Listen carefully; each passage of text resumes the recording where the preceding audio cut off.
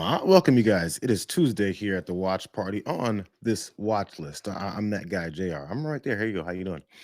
In case you guys don't know, I discovered something, and I always hoped this, but I guess I actually saw the direct results of it. There's new folks coming in. There was someone new that came in yesterday, dropped a super chat. I really appreciate you. I didn't get a chance to read it at the time because how often do I get to glance at the chat when I'm still doing all this rambling?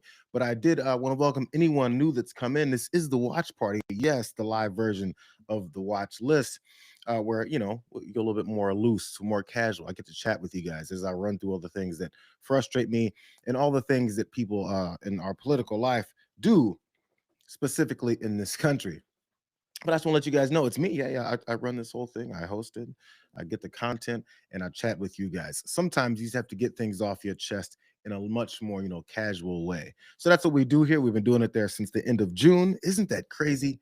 Damn, I'm supposed to remember the anniversary I think it's the 27th of every month. It's been another month. So right around Christmas, we'll be hitting that 6 month every day stream of this here watch party. I'm kind of proud of that, you guys. I'm kind of proud of it because there was this one day I was like, you know what? I'm tired of doing that whole let me figure out everything right beforehand, determine what I'm going to talk about, go to it and have this very rigid feeling videos that I'm doing.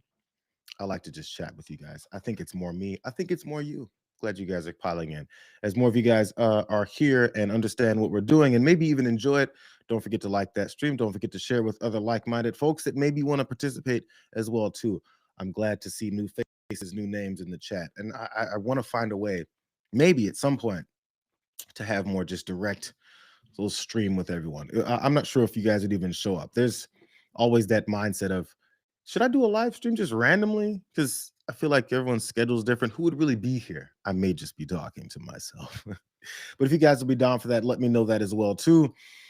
Maybe at some point at the end of some day, never gonna be at the beginning of any days. I'm swamped because as I did today, as I do usually, yes, you guys are over prepared. I got tons of things to talk about, but maybe we can get to it all. It is a Tuesday, and I'll have to run off to the damage report right away. So let's go ahead and have at it.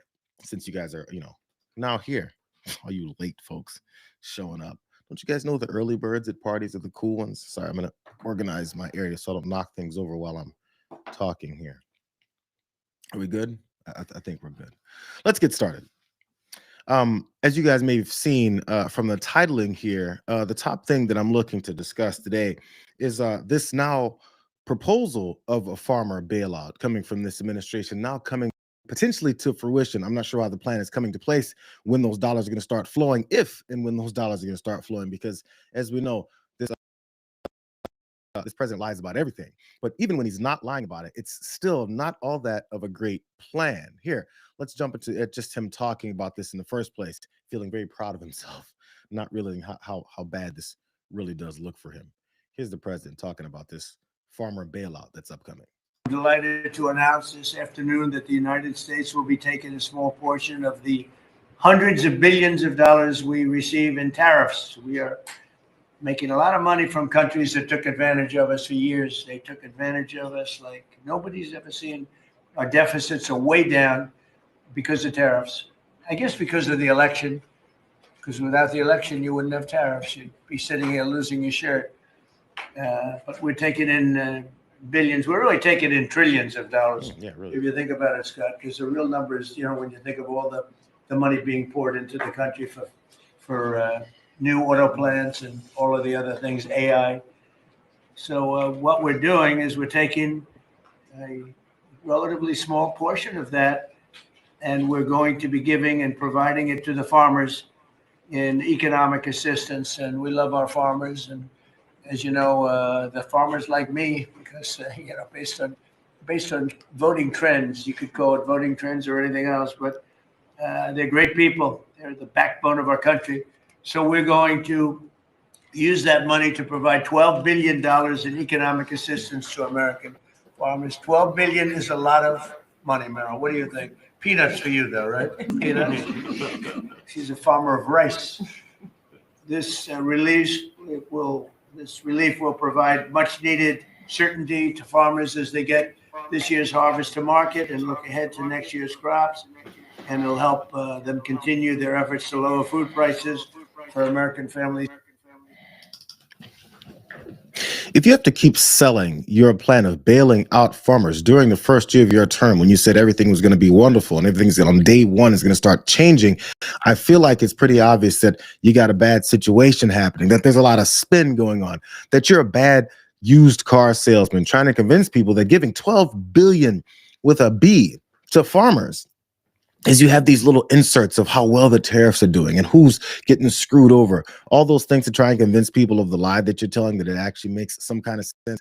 I feel like it's a bad situation. But what makes it even worse is when people like Laura Ingraham, who works for the state media TV at Fox News for Donald Trump, posted that particular announcement and had her own thoughts. She said, Trump takes tariff money from abroad and puts 12 billion of it into American agriculture. That's how you put farmers first. Oh, it's weird. Look underneath that video that she posted. Some readers over on X, full of all those crazy folks, that was morphed into this whole entity that's supposed to follow and suck Donald Trump's ass. See, they added some context and it said U.S. tariffs are primarily paid by U.S. importers, U.S. businesses, and U.S. consumers. Huh. That's weird because that's like standard knowledge. It was standard knowledge when Donald Trump was campaigning on putting tariffs on everything. And then after he put tariffs on everything, he screwed so many people over and keeps acting like it's a great thing. So as he's going to give this $12 billion to farmers, I wonder what farmers think about it. I wonder if they're celebrating this. $12 billion. How's that sound to you? Well, I appreciate the help, but it's a far cry from what we need. Just the loss in corn this year with a record crop was over 16 billion. The loss in soybeans at production is around 11 billion. That doesn't count cotton and rice, which are even bigger losses than that. So this $12 billion is not going to make up for this 1 year. I mean, say China goes back to buying soybeans and other crops as they were buying before this trade war. Is $12 billion not enough to bridge that gap? Probably not. $12 billion. How's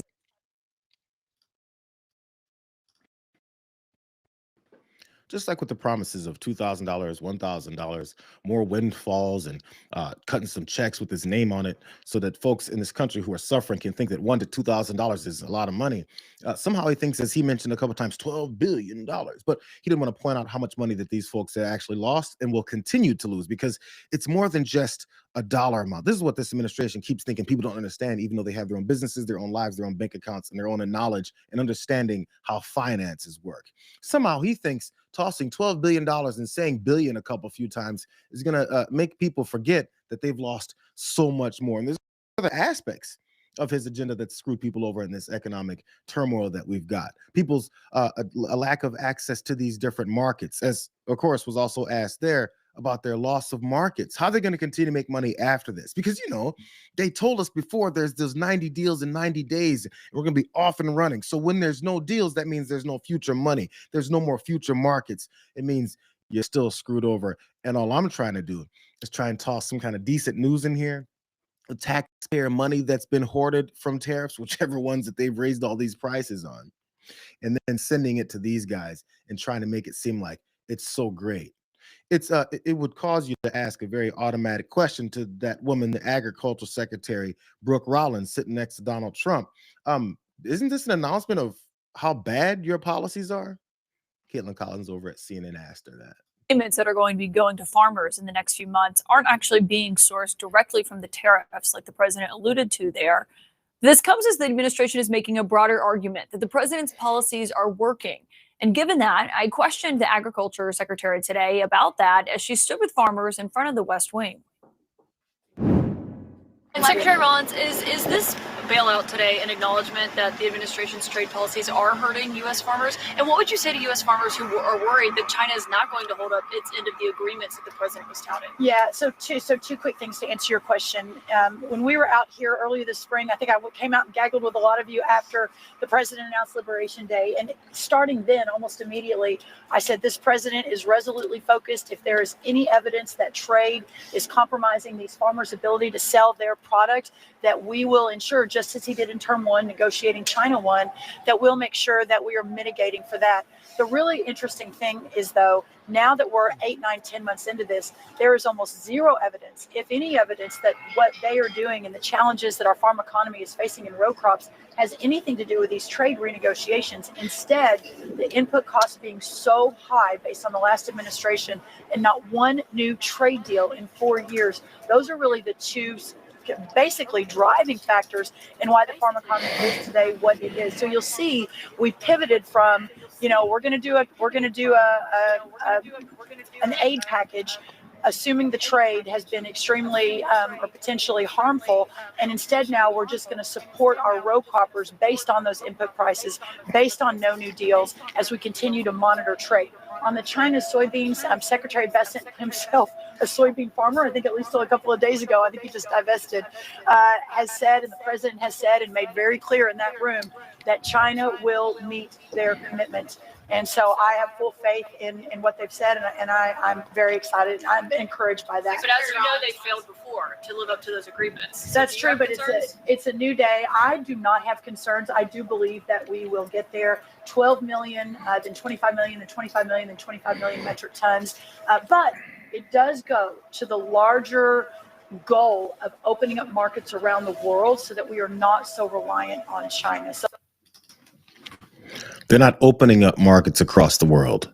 They are more reliant on China. She just said he forced China to buy more soybeans. Why would we force China to buy more soybeans if we're no longer reliant on China, as they call it? Trade, buying and selling, things like that. That's reliance.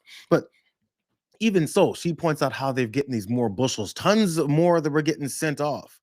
And she wants you to forget that I just talked about it like a week and a half ago. She acknowledged that they're nowhere near the levels that they said they're going to get. Those markets, then those trade deals that they keep saying that they've got happening don't exist. So we've transitioned with this fascist administration into this whole weird mindset of how the government is going to pay farmers to exist.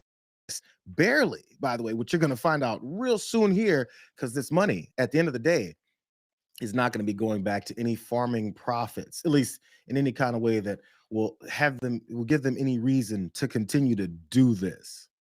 This from a more perfect union. There's a few parts that they put together about where this money will go eventually. Immediately. Check this out. Over the last 8 years, the federal government has sent farmers over $130 billion in emergency aid. But when you follow where that money actually goes, it reveals who's really profiting from this system and why more bailouts won't fix it. So when I get an aid package, okay, that money will never come to me. It comes straight through my hands into whoever I owe the money to. When federal money is sent to farmers who have debts, like most small farmers, they quickly pass it on to the companies they borrowed from to buy the products they need to farm, like seed, fertilizer, and machinery. And the combined costs of those inputs have risen far faster than what farmers can sell their crops for on the market. Farmers pay 3 times higher on inputs than they did in the 1990s. What has gotten us to this point is the mergers and consolidations of ag input suppliers. When I started farming, we had 5 or 6 Arkansas-based seed companies. Monsanto, there's none. There's none. They're all owned by Bayer or Pioneer. They don't expect anyone to realize how businesses work. They don't want people to realize that you have costs to run a business. Specifically with these farmers, they're talking about the costs that they have to run them and who controls those costs, who they then owe money to just to get to their normal bottom line or whatever profit it is that they're trying to make. We're talking about smaller farmers because, as we talked about months ago, it seems the plan here is to go ahead and get rid of all these small-time farmers as you continue to act like you give a damn and then still continue to have more of your corporate buddies, this oligarchy that's running along with this fascist. They continue their theft of American business, money, livelihoods. That's the plan. They're anti-American. They're traitors. Remember all that stuff we talked about before? But there's a lot more.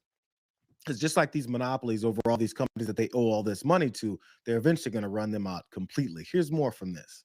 In the last 40 years, thousands of seed companies have merged into 3.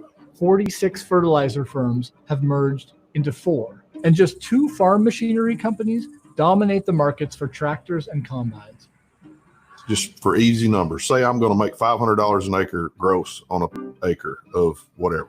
Well, those companies know that, and they will price their stuff up to like $490. The lack of competition is the reason they can keep those prices inflated, and there's nothing we can do about it. They're going to push us up to the brink, and then when they tip us over the edge, they're going to go to the taxpayer for the balance. If the Trump administration responds to this crisis with another toothless antitrust investigation, another farm bailout, and another Band-Aid deal with China, nothing will fundamentally change for American farmers. Well, I'm not even sure if they're going to go that route. I feel like they're skipping all these other steps of acting like they're doing something else as far as any kind of antitrust. It's just, it's Biden's fault, which was one of the main points of Brooke Rollins' answer there. It was the previous administration. We inherited a horrible situation. It was Joe Biden's fault. It was Barack Obama's fault. They're going any other direction that they can. You notice every answer then includes it was someone else's fault. Why would anyone follow behind someone whose main point and purpose and anything that they said when they said they're the best thing ever that's going to ever hit the presidency, then continue to talk about the previous old man president that I thought couldn't do anything? Last part about this piece from the More Perfect Union, breaking down just how little this bailout that he's trying to sell will do. Is this really a resilient farm system, or should we be thinking differently? We used to have more of a supply management system, but we've gotten rid of that. Supply management is the name for policies that establish price floors for important crops so that farmers don't have to fear operating at a loss year after year. One study found that a supply management system could save taxpayers nearly $100 billion in farm aid payments over 2 decades. Instead, that money largely flowed through farmers to some of the world's largest corporations. Give us a price floor, which makes us performance-based. So if you guarantee me $12.50 a bushel for my beans, it costs $11.50 to raise them. You've guaranteed me $1 a profit on the bushels, right? Then it's on me to go do the work. I go make the bushels so that I increase my profit. Would that not kind of end the bailout program if you had a floor?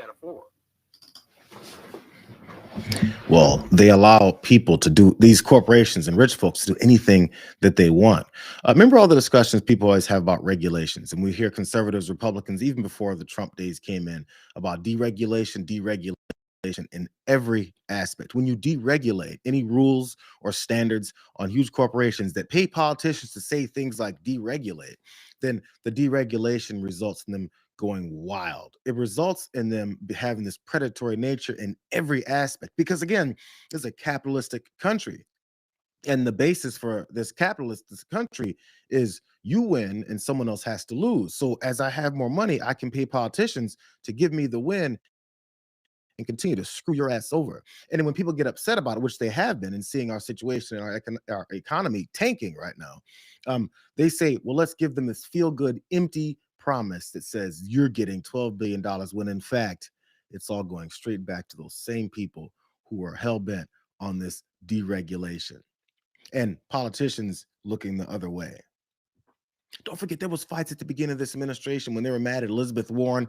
They deregulated the banking system. They deregulated them on fraudulently going after customers. You remember all that stuff that Elizabeth Warren was part of putting in place? Also, now they're looking to deregulate and nullify any rules that stop airlines from paying folks back for cancellations, delays, loss of all the things, the responsible things that they should be a part of. I don't know, pretty soon we're going to take off any kind of regulations for doctors to have any malpractice suits. If they screw up and kill you or destroy you in any kind of malpractice situations, who cares? We're deregulating. I mean, that's if there was some kind of, doctor's lobby that pays enough politicians that are full of oligarchs to then go do that as well, too. So happy bailout. That's what the bailout is doing. Everything, 100% of the things that this president does, everything that his administration does is to help rich people. Why do you think, one more glance on Inauguration Day, all those billionaires were showing up offering piddly little $1 million to this cheap hoe? He's going to take their money and give them everything they want, and then he'll make money on the side for all of his other corrupt, nasty deals as well. Just saying. let's go on to this next story. So for those of you guys that showed up just now, again, hi, how you doing? Don't forget to like the stream. Let me like the stream. It takes me a minute sometimes. I have to get warmed up before I go to liking streams. So maybe you guys enjoyed that breakdown from that first thing. So like it, share it. It'll be back up later. Check it out then too, in a more concise, tight way of going about. Let's move on to this next thing. Because again, I talked also a week or two ago about how Donald Trump is treating specifically female journalists, Black women journalists on top of it as well, because this guy hates people. He hates anyone pushing back. He hates people that aren't afraid of him. And oddly, it always takes, women, and specifically Black women, that he really doesn't like because they don't tend to be intimidated by his sorry ass. They kind of see through him. It happened again. And in fact, he went after one of his previous foes, Rachel Scott of ABC News, who asked him a pretty standard question. Are you admitted to releasing the? Oh, hold on, you guys. No, they're yelling. This is the question. Are you admitted to releasing the full video? Didn't I just tell you that? You said that it was You're up the to most Secretary Hicks. obnoxious reporter in the whole place. Let me just tell you, you are an obnoxious, a terrible reporter. And it's always the same thing with you. I told you, whatever Pete Hegseth wants to do is okay with me. The dust up there with Donald Trump and Rachel Scott of ABC News was how she's a terrible reporter, because she asked him, if you couldn't tell, so are you going to release that second video of that boat strike that's all embroiled in all this controversy now? Because you said you'd have no problem before. And suddenly that makes her a bad reporter, the worst ever, maybe because she wouldn't accept his lies. I feel like that's the reason. Because, if you flash back to like a few days ago, you'll see that when she said, you said you'd have no problem with it, and he got all angry, you can see that he says here that he had no problem with it. I've never heard of it. Very good. We never heard of it. That's pretty good. Mr. President, you released video of that first boat strike on September 2nd, but not the second video. Will you release video of that strike so that the American people can see for themselves what happened? I don't know what they have, but whatever they have, we'd certainly release. No problem. We stopped every boat we knock out. We saved 25,000 American lives. That's right. And I've never heard of it. Very good. It's weird. It's like he said, I'd have no problem doing it. Nothing about whatever Pete Hegseth wants. That came after Pete Hegseth waffled on whether or not he was going to release that second half of that video that some of these senators and congressmen and women have seen, that have come out along party lines saying what is that was happening in those videos. So maybe American people should see it as well too. He'd have no problem with it. That is until Pete Hegseth was like, whoa, I think you need to have a problem with this because I'm a war criminal. But I'm going to give you guys the full context. The original little exchange there where he was all upset at Rachel Scott, it was the back end of this just over a minute long interaction and question and answer back and forth between the two, just to give you a full account. Mr. President, you said that you would have Mr. President, you said you would have no problem with releasing the full video of that strike on September 2nd off the coast of Venezuela. Secretary Hegseth now says. You said that. I didn't say that. This is ABC fake news. You said that you would have no problem releasing the full video. Okay, well, Secretary Hegseth. Whatever Hegseth wants to do is okay with me. He now says it's under review. Are you ordering the secretary to release that full video? Whatever he decides is okay with me. So every boat we knock out of the water, every boat we save 25,000 American lives. That was a boat loaded up with drugs. I saw the video. They were trying to turn the boat back to where it could float. And we didn't want to see that because that boat was loaded up with drugs just like everything else. But every boat we shoot down, and I don't know if you know, we're 92 or 94% down in drugs coming in by the sea. And we're trying to find who are the 6%. Because I don't know, people aren't liking to drive boats right now loaded up with drugs. But think of that.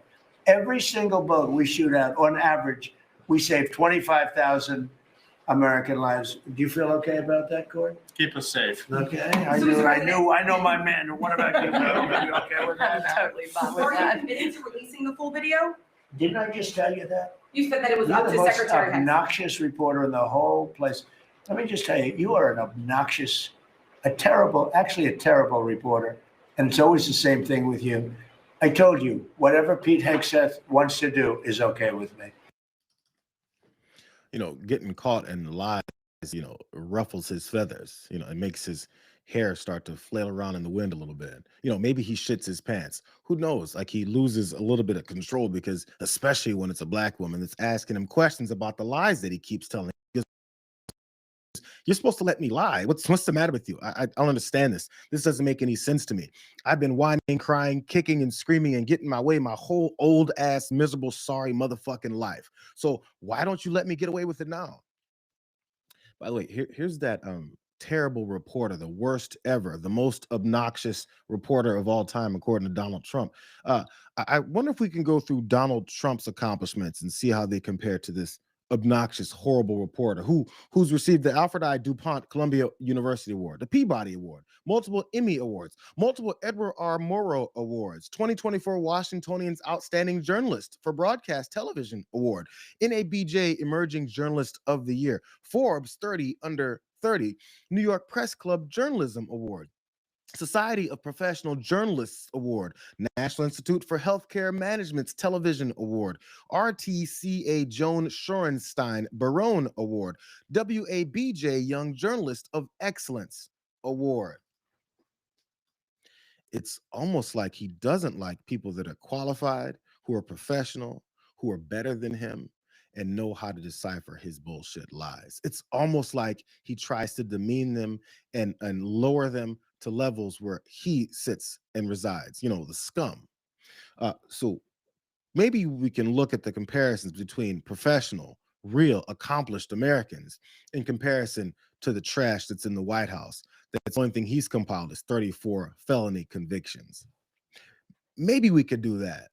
Or we can just continue to listen to the lies that they keep telling about what it is that we're seeing with these strikes. Because I want you guys to listen to the question that Brian Kilmeade, of all people, asks Caroline Levitt, who apparently she's accomplished because she hasn't done anything with her life. And she's actually really good at lying the same way he does.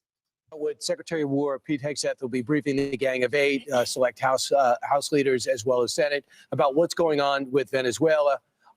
So, of course, there's this pressure to release the double tap, the second hit on that drug boat. And ultimately, the president says it's up to the Secretary of War whether he should do it or not. So your thoughts about releasing that tape?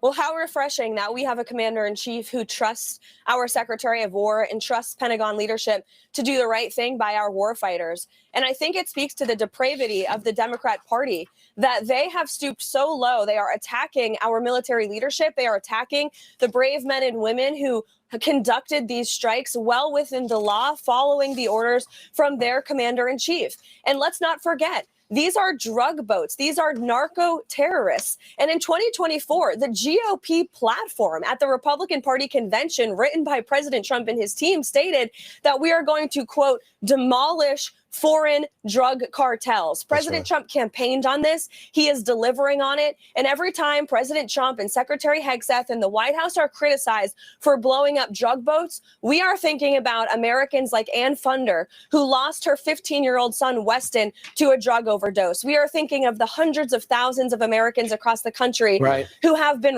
riddled by this drug crisis in our own hemisphere, in our own backyard. Yeah. And I think it's great President Trump is finally paying attention to it and taking strong action. So real quickly.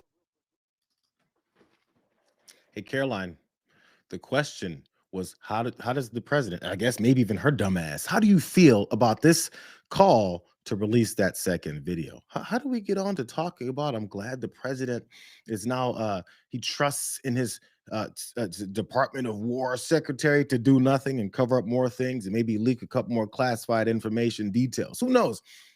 But she didn't answer the question because she can answer the question because they're trying to figure out, as Pete Hegseth kind of accidentally led on to, we're reviewing it, which means we're trying to delay this long enough to have you guys not talk about it. And if we release anything, what we're going to do is doctor it and try and give some kind of spin to it. What we'll probably do is just start a war with Venezuela and hope that you forget about this whole thing anyway. But she also brought up some folks who died from drug overdoses. There's people who die from drug overdoses that are on the streets. There's people who die from drug overdoses that are unhoused. There's people that are unhoused that die from drug overdoses that this administration, well, this lady goes behind the podium every day and talks about how they bulldozed and ran them out of areas despite the situations that they're in. Do you really think they give a damn about those folks that are on drugs? Or they're just going to bring up maybe friends of the president, friends of people in this administration, friends of all these rich drug addicts that walk around shaking and are hobbled by their addiction. Those folks who can afford their addiction, those are the people that we should be concerned with.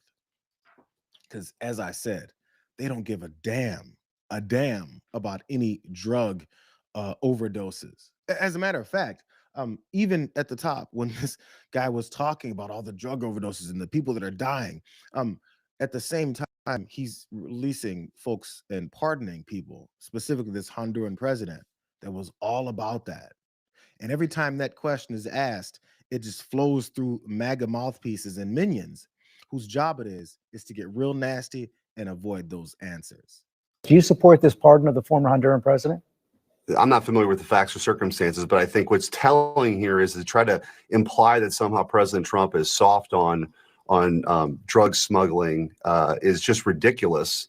It's totally ridiculous. He's provided border security like we've never seen before. And the fact is, these cartels now, because the southern border is closed, they've gone to the high seas. So President Trump is acting with his core Article 2 powers. No serious legal expert would doubt that the president has authority to blow narco terrorists out of the water who are. Okay, that's Senator Eric Schmidt. I can't listen to him anymore. I can't, because for the next minute of his rambles, he continued to dodge that question. The only thing he addressed to that question of why his president pardoned that former Honduran president is, I don't know. I haven't talked to him. I don't know. I know nothing about it. I know nothing about it. So similarly, the way that Donald Trump lashed out when he got a follow-up question asking, yo, what you're saying now doesn't make any sense for what you last previously said. Eric Schmidt here, who apparently is a puppet of Donald Trump, he has to get nasty too. You have to get angry and you have to start insulting the person that's asking you a question that's caught you in your lie. What do you mean you're not familiar with the facts and circumstances of the pardon? It's been well reported all across the country. He's the former president of Honduras. He was convicted of conspiring to bring in 400 tons of cocaine into the United States, also guns and other materials. It's been front page news across the country. Aren't you curious about that? Well, I'm curious about your pushback on that particular point. With your previous guest, you had zero pushback because he's giving the Democrat talking points like you spew every single week, which is probably why your ratings are so bad. But to make the point, what I'm saying is that you're trying to divert here the attention from what the American people actually support. 75% of Americans support us blowing narco terrorists out of the water.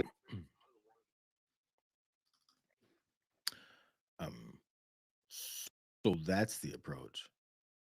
So if the ratings are so bad, why are you on this show, Senator Schmidt? Why did you take the time to go and sit on this show and then talk and spew all these lies? The ratings are so bad. Don't you want people to actually see it and pay attention to what it is that you're saying, which is actually a whole lot of nothing? I have a good idea. Hey, George Stephanopoulos, ABC This Week, CBS and Face the Nation, NBC News and Meet the Press. Shit, man, Fox News Sunday. When they come on and lie, there's a perfect opportunity. And as soon as they get upset, be like, I need you to take the mic off and get the fuck out of here. That should be the next stage. Why continue to listen to blatant liars? They're lying to us. What are they there for? Are we there to hear lies and be misunderstood, to be directed towards bullshit? Is that the plan? Because that's how we got here. We were too afraid to call liars liars. We've been too afraid to call fascists fascists. So we've got lies as a standard and fascism as an overseeing a government system. Let's move on to something else. The good news, I'm sorry, on the whole journalism thing with these journalists and these reporters and anchors actually asking questions now is I think they've finally gotten fed up. And as the insults continue to fly, that's not going to get any better. So I guess stay tuned for more of that. But let's relate back a little bit more to this economy, because I was talking specifically these farmers and this fake bailout that's actually going to go to more rich people and corporations. But again, the water carriers of this administration, their job on the back end of things like that is to also say, while we're bailing out farmers to the tune of $12 billion, it's not even going to do anything for them. At the same time, people like Larry Kudlow have to tell you that the economy is doing wonderfully. It doesn't make any sense, but it doesn't have to. I mean, they're spending hugely. And meanwhile, hang on, unemployment is at rock bottom, as I mentioned. Those are real facts. I'm not making this stuff up. Unemployment claims are as low as they're ever going to get. And businesses are starting to buy machinery and equipment and build factories. I mean, there's. If you have to stop in the middle of your lie and say, I'm being completely honest about this, no lie, I'm going to tell you the truth this time, I think it's a good indication that, that you're lying. Because, unemployment is at rock bottom. It can't get any lower. As a matter of fact, unemployment is at 0%. People aren't losing jobs. Hey, the Trump administration didn't even cut off numbers, monthly job and employment numbers from the Bureau of Labor Statistics. Apparently, they didn't do any of that. Apparently, we haven't gotten those numbers in a while. In addition to the fact that many people aren't even reporting how they've stopped looking for jobs. But that's not Larry Kudlow's job. It's not to think, it's to push propaganda. You know what happens? You start up a factory, you order new equipment, machinery, you have to hire people. But unemployment is so low that you're going to have to pay them a very decent wage. And that's going to make people, AKA consumers, they're sitting around the kitchen table. It's going to make them very, very happy. So I say affordability crisis, it's a load of baloney. You know what happened? Multi-millionaire there, Larry Kudlow, who also worked in Trump's first administration, says that the issues that you experience is a load of baloney. It's a load of baloney, because eventually, as they keep saying, eventually started in January and now it's December and it's still eventually, these companies, these manufacturers, these factories are going to be popping up everywhere. And then since unemployment is so low, they got to search, like crazy for anyone that could actually take the job, because everyone's working. Everyone's making so much money that you have to pay them even more. Are you guys experiencing that? Or is Larry Kudlow being paid more on top of his millions to lie about it so that he can protect this guy who's screwing you over? It's a direct connection. You can easily see it. And, him talking about how the affordability thing is baloney instead of calling it a hoax, all he's doing is, falling behind his dear leaders, normal bullshit rhetoric. Hey, there's a really good video back and forth about Donald Trump when he was campaigning on affordability versus what he thinks about affordability now. Starting on day one, we will end inflation and make America affordable again. But the word affordability is a Democrat scam. One of my top priorities will be to quickly defeat inflation and make America affordable again. I don't want to hear about the affordability. We will make America affordable again. We're going to make it affordable again. There's this fake narrative that the Democrats talk about, affordability. Affordability is a con job. We will target everything from car affordability to housing affordability. This whole thing is, they use the word affordability. It's a Democrat hoax. Starting on day one. It's a hoax, even though on day one, he's going to fix it. Even though on day one, we've got an affordability thing that they're going to fix. Is someone going to ask him about that? I have a feeling if someone asks him about it, he's going to say they're the worst reporter ever. You're so rude. You're so obnoxious. I can't believe you'd ask me questions about what is I campaigned on versus what I'm saying now. There was a time, even though it's never really been, even or honest from politicians, there was a time when someone would say, you campaigned on this and you're not fulfilling your promise, and that would actually hurt that politician. But right now, we've got a lot of people who are more hell-bent on, losing money and sticking it to, minorities, immigrants, and people that they hate, because this guy, his main thing, that's why I don't want to hear any more people talk about how this guy won on any kind of populist message. What he won on was rabid racism, guised and couched in some kind of affordability and populist message. We knew he was a racist the whole time. It's who he's been his entire life. So the people who followed him were like, sure, I'll buy anything else you say as long as you keep pushing that racism, keep feeding me my bloodthirst for racism, division, and hatred.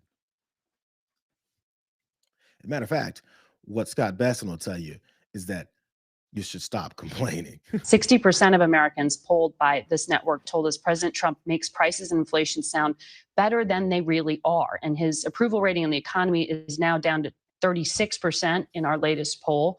On inflation, approval is even lower at 32%. Don't you need to show that you feel the pain?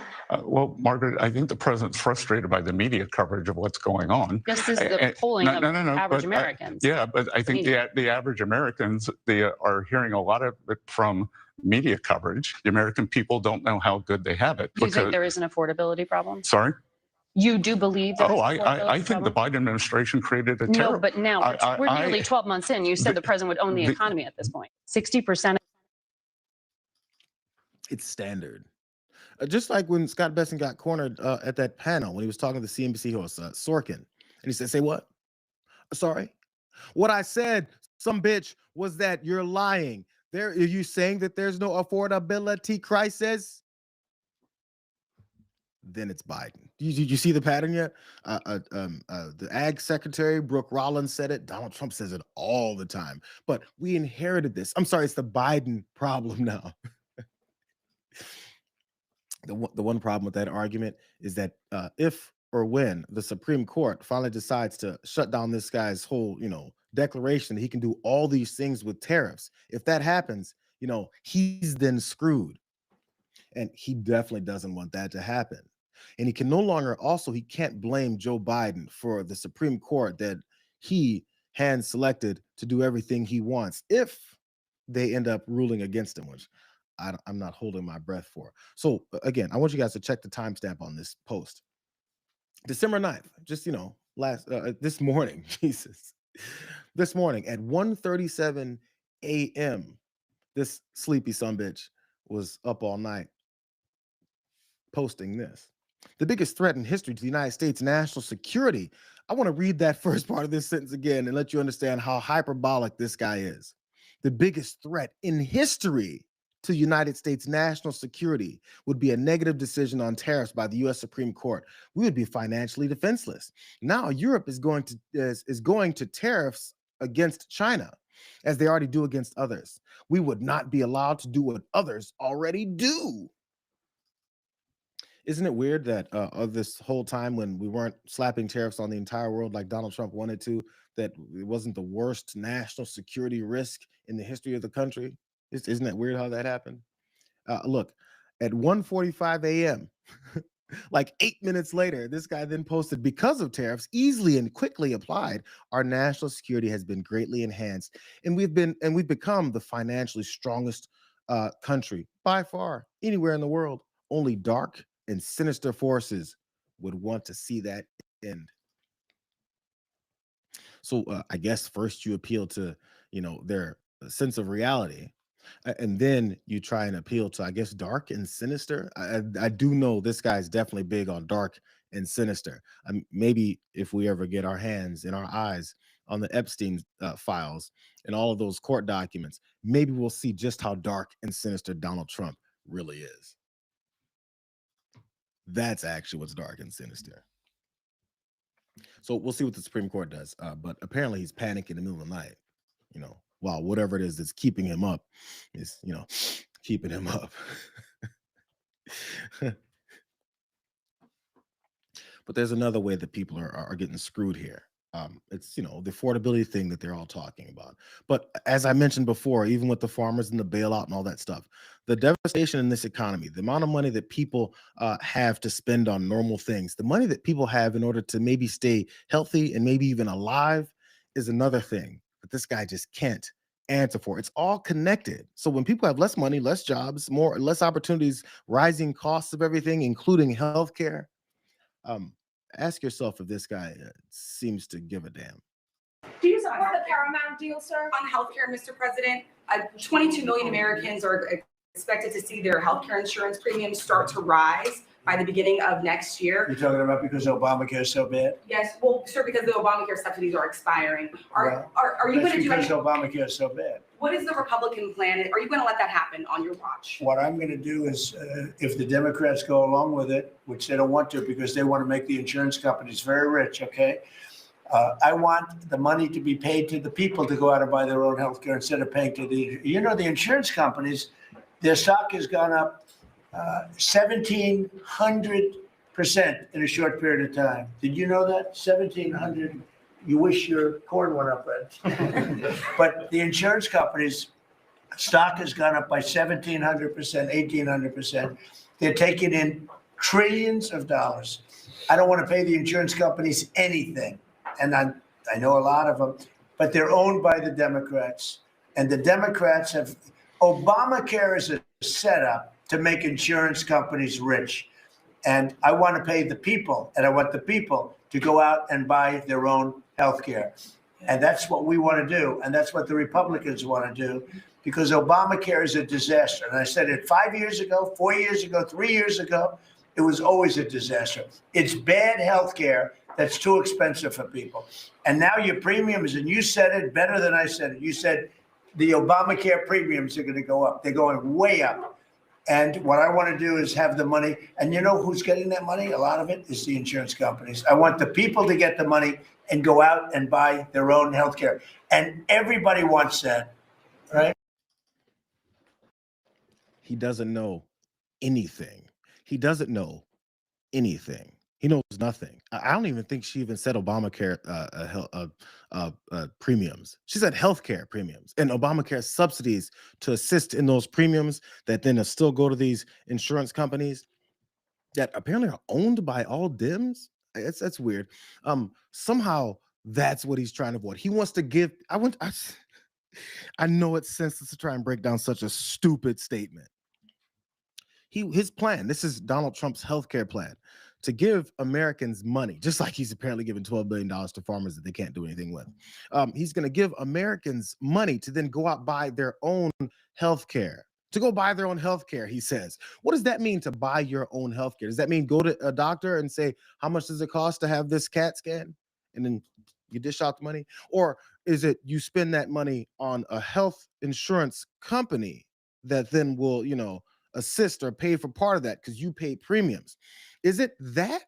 Because if it's that, that means you'd be giving American people money to go spend on an insurance company that he just said he doesn't want to give any more money to. How the fuck does that work? How does that work? It doesn't work. It's him talking out of his ass. I mean, but the problem is when he's talking out of his ass, it kind of gets mumbled because all the ass kissers around him are fighting for position to get closer to his anus. One of those people is Representative Jason Smith, and he went on CNBC and had this very weird and awkward exchange with a couple of these hosts because he had no answer either. There's things that Does Mike Johnson, is he saying that they have a plan? The speaker? Yesterday he said that we're working on a plan. Okay. I'm on Andrew. What do you think, Andrew? You got any? You're doing great. Really? Yeah. I'm trying to be down the middle. I see. Trying to blame both sides. But it is blameable on both sides. Well, okay. He's not going to really say anything. He's just going to say what he said. Is that what you're saying? You're looking at me saying what he said? Exactly. Okay. We got to go, Mr. Chairman. We hope you come back. Come on back. We don't understand how things work. I think a lot of people are confused. We all wonder how things work in Washington, D.C. as someone who's there all the time. So it's just how it. It's less of a ruined tour down there with the National Guard. There, I would say, isn't it? You're walking around down there. It's not. It's better, is it not? It's definitely safer than what it has been in the months past. There's things that they had to play their asses out. Because that stagnant conversation where Representative Jason Smith had nothing to say about the Republican healthcare plan got a little bit too awkward. We're not doing anything is what it is that they're doing. They're doing absolutely nothing. And there's no more answers. And for some reason, openly, blatantly, like I think it's Joe Kernan openly said, I'm trying to blame both sides. I'm trying to split it down the middle. I'm trying to throw you guys a bone because it's obvious it's all on you. And if Jason Smith doesn't know how DC operates, when DC is operated by Donald Trump, it's operated by his Supreme Court, it's operated by his Republican-controlled Congress and Senate. What I'm trying to figure out is if you can't understand it, maybe you shouldn't be there. Because what you're doing apparently is what you don't understand. Did they really think people don't understand that they're in control? Because they keep saying how they had this red wave and they're in control and mandate, and the American people wanted them to do everything and told them whatever Donald Trump says is law. But it's weird that somehow DC doesn't work for them.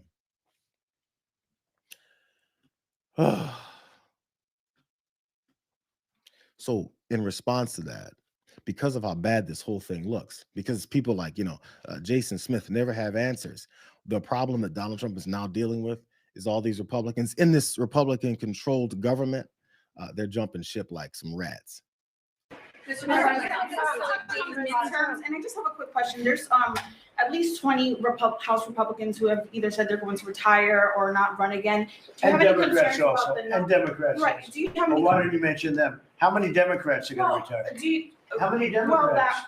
Well, that's what I was going to ask you. But Do you why don't you have- tell me the number of Democrats too? You tell me Are you about. concerned about the narrow margins? And No, I'm not concerned. I think we're going to do well. Among them, and We will have the Nassau greatest County, economy. Blakeman, who you know as well, is considering running for We're going to have governor. the greatest economy in history. How many Democrats are retiring? How come you only know the Republicans but not the Because I Democrats? came prepared to ask you a question about. No, you're unprepared because you should know the Democrats. You're totally unprepared. Go ahead. Okay, well, can I ask a quick Who are follow-up you with? about? Who are you with? I'm with New York Newsday, and I also have a quick follow-up.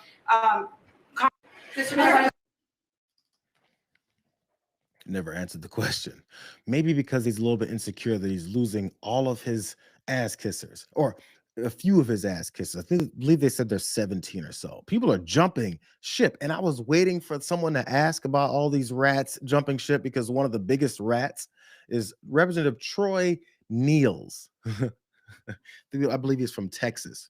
I'm going to show you who he is after we read a little bit of his statement. He's jumping ship. He said, after more than 30 years in law enforcement, serving and protecting my community as a police officer, constable, Fort Bend County Sheriff, and Army veteran, and 6 years representing this district in Congress, I've made the decision after conversations with my beautiful bride and my girls over Thanksgiving holiday to focus on my family and return home after this Congress. You're just going to quit? There's no real reason? Because your wife and your kids said, come back home, Troy. I believe your knees are getting a little bit too scuffed up there, dropping every day for Donald Trump. I want to save your knees in your older ages. Anyways, he continues and said, before making this decision, I called Trump personally, let him know of my plans. Trump has always been a strong ally for our district and a true friend. And I wanted him to hear it from me first. And then he talked about how he honors of his life and all that stuff and prayers and a bunch of other stuff he doesn't believe in. You guys remember who Troy Niels is? The reason his name is Troy Niels, if I'm saying it correctly, is because, Troy Niels, he likes to kneel, but, only for one particular guy. And he made it very apparent. Everything that we do in the House of Representatives should be in the best interest of getting Donald Trump reelected. This guy right here.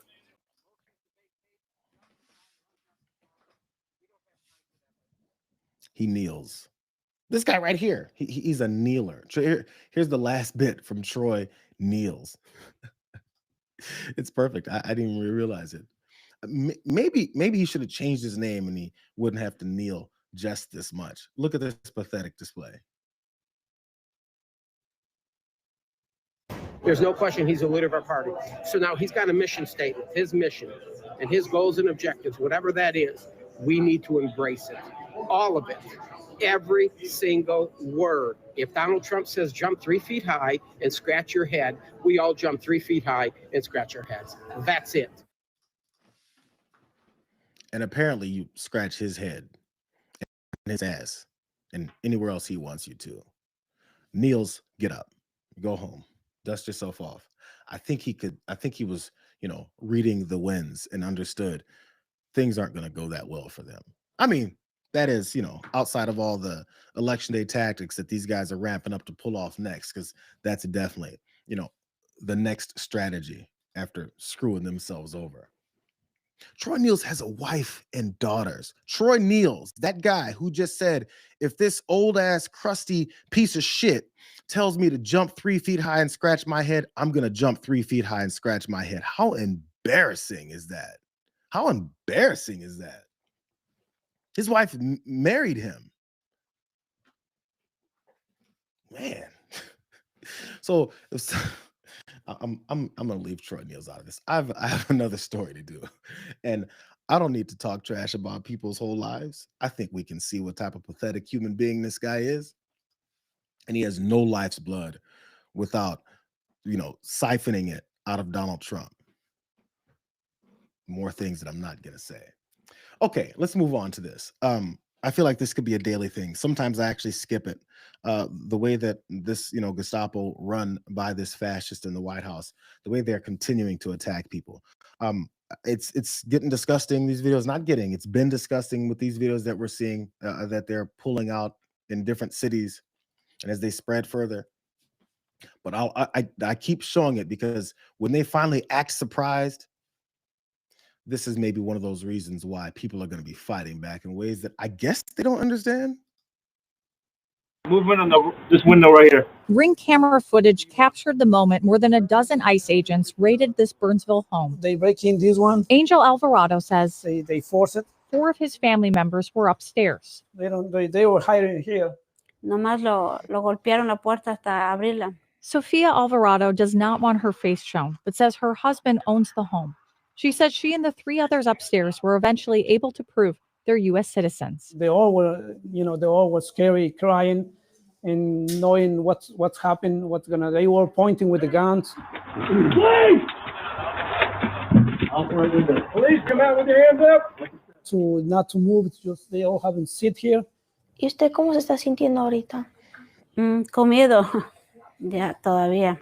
Sophia says it started when a couple renting their basement was headed home from the grocery store and stopped by ICE agents.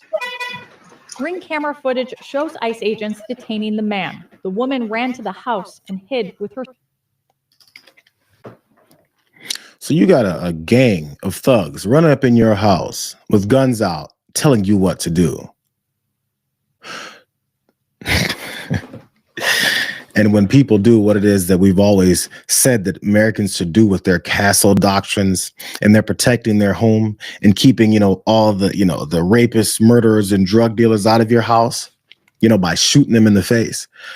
If and when that happens, they're going to scream bloody murder. I mean, outside of the fact that they've already committed, bloody murder, it's all a setup for this same victimhood that they will push on state TV. Look how far Laura Ingraham has now decided to go in her commitment to pushing this propaganda. Now, Democrats are doing everything they can to paint ICE as the villains. Watch this.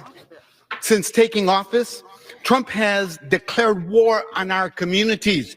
Mass ICE and CBP thugs, and I call them thugs because they don't identify themselves. They've detained parents on their way to work. They've kidnapped U.S. citizens. They've tear gassed people.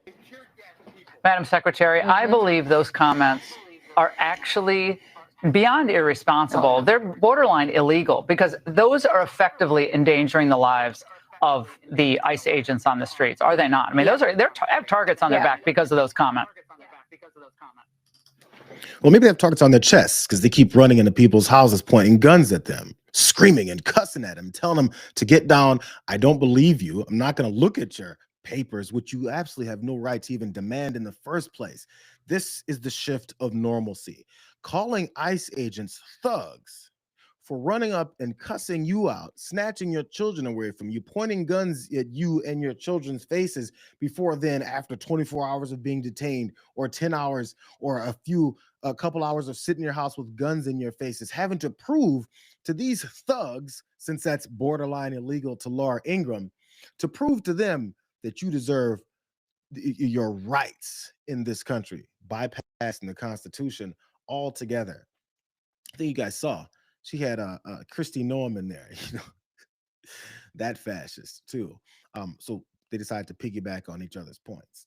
Absolutely. They're blatant lies. And then to have elected officials doing that and to portraying ICE officers that way is really unprecedented in this country. It's history making, and the disrespect, but also the violence that is perpetuated against these law enforcement officers. I want everybody to remember these ICE officers live in these communities they work.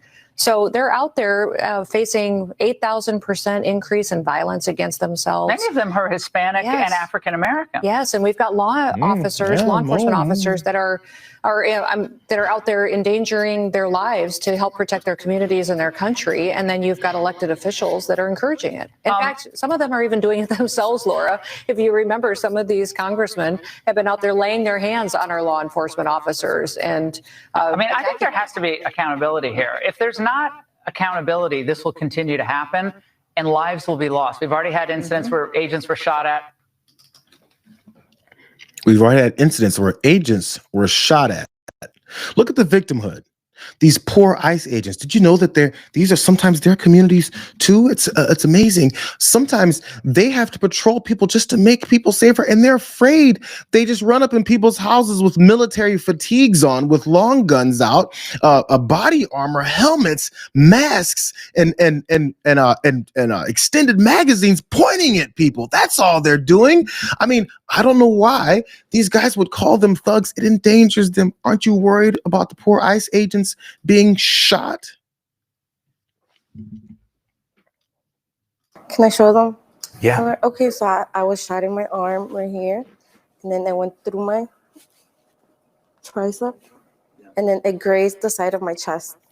Reminders of what could have been Marymar Martinez's last day. October 4th, the Department of Homeland Security claimed she rammed a Border Patrol agent's vehicle in Chicago with her car before that agent got out and shot her multiple times. As I was passing them, they started shooting at me through the side. The agent got out of his vehicle and shot Martinez 5 times. But Laura Ingram and Kristi Noem want you to be feeling sorry for the agent that shot that innocent American citizen 5 times, jumped out of his car and shot her, and then lied about how the confrontation happened in the first place. Isn't it weird? We're supposed to feel sorry for them while they shoot us. And then they're going to claim, oh, but some are Latinos, some are Black. Hey, they're part of the Gestapo too. I'm not sure if they realize that, but Black folks and Latinos and Asian folks, they can be a part of the Gestapo too. That's why they are. Hey, here's more of these thugs. That is before it's borderline illegal. Move down! Move down! You don't say shit now, huh? Yeah, move the fuck down! Move the fuck down! I'm on the sidewalk. That's not how it works. Go over there. Today I was patrolling when we got a call that ICE was at an apartment complex waiting for a guy in an apartment balcony. I don't give a shit. I live here. Then stay your fucking property. Get out of here now. Go. Go. Come back.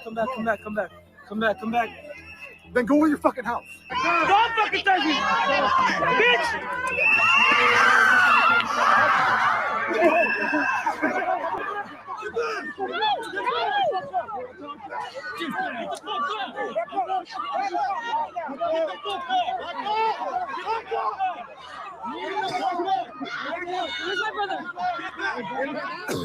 Sorry, I have tear gas in my lungs. There were more people that showed up, and then kind of slowly more ICE agents showed up. There was definitely tear gas. There was pepper spray, kind of everywhere. Are you okay, man?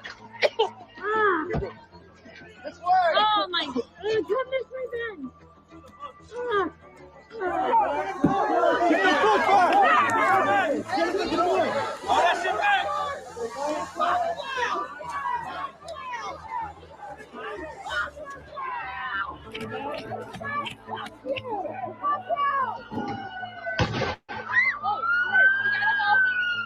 Agents were pepper spraying the crowd through tear gas, including at our children who are super young. You pepper sprayed my 3-year-old daughter! You did it yourself! I did nothing, sir! We're back. Keep going. You told us the sidewalk earlier. I'm telling you, keep fucking going. Go. Keep going. Keep going. You pepper sprayed my 3-year-old daughter! Come back. Watch out.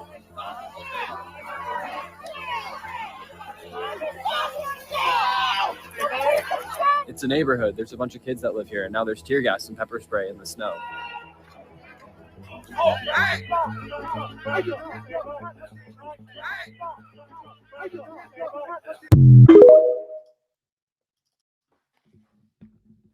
Do you feel sorry for them?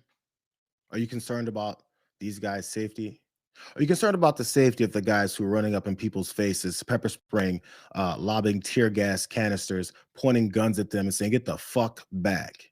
Go the fuck away. Get out of here," in their neighborhood? Are these not invading terrorists? Are these not the people that Donald Trump kept describing are the ones you should be afraid of, breaking into your houses and endangering your kids and sending them through traumatic experiences? Are these the people that Laura Ingraham and Kristi Noem want you to be feeling sorry for and concerned about how this is their communities? How is it their communities when they keep spreading across the country, getting sent to Minnesota, to Louisiana, to Memphis, to Los Angeles, to Portland? All these are their communities. It's weird how none of it makes any sense. Here's one more guy. I'm gonna wrap up soon, you guys.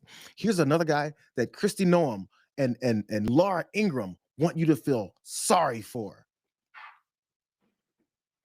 A Cincinnati ICE agent has been arrested on domestic violence charges. Do you feel sorry for him? Samuel Saxon, who's 47 years old, is accused of putting a woman in a chokehold, causing visible injuries on her neck in the hallway of their Coreyville apartment complex. At Saxon's arraignment, an officer told the judge that they responded to a reported strangulation at the complex. However, the woman who was allegedly choked didn't cooperate with police. An independent witness who saw what happened, though, was able to provide a statement and tell officers what happened. Saxon was charged with domestic violence, strangulation, and felonious assault. Well, he's got that in common with his buddy Donald Trump. You know, they're both felons. A little bit more, because as we saw, that woman didn't want to say anything. There's a reason why. The officer said the witness statement, along with the fact that police have responded to that address 22 times in the last year and a half, resulted in officers also requesting a temporary protection order against Saxon. 22 times, huh? You know what MAGA folks would want you to believe? That this is in the hood, that these are black folks, because, you know, all they do is commit violence, and you got violence, domestic violence calls coming out all the time. But what you've got is this guy, Samuel Saxon, up in Cincinnati, who beats on his wife or his woman, whoever, whatever. I'm not sure if it was his wife or not.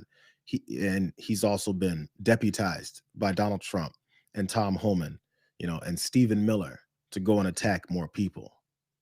Maybe that's why they go after women and children first all the time, because, you know, they get off on it. People like Samuel Saxon, I believe they're holding him. They're not going to give him a bail or bond right now.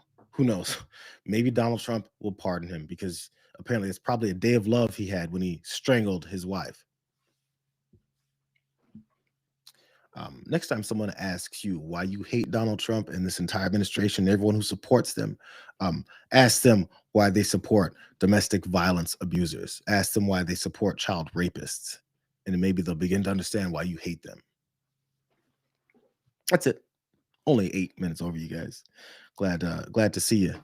Glad you guys were here. For anyone that was new, this is what we do every day. Every day at noon Eastern, we jump on here for this here watch party. And also the clips will be back up on the watch list later. I'm going to jump on that in a minute now. Glad you guys were here. It was, you know, maybe one day we'll come up with some good news. Tell John over on TDR that I say hey, and sorry, not sorry for being late. He's getting a little bit too, you know, comfortable here with this timeliness stuff. Come on, man. We'll see you guys tomorrow. I appreciate you being here. Have a good one. See you later, man.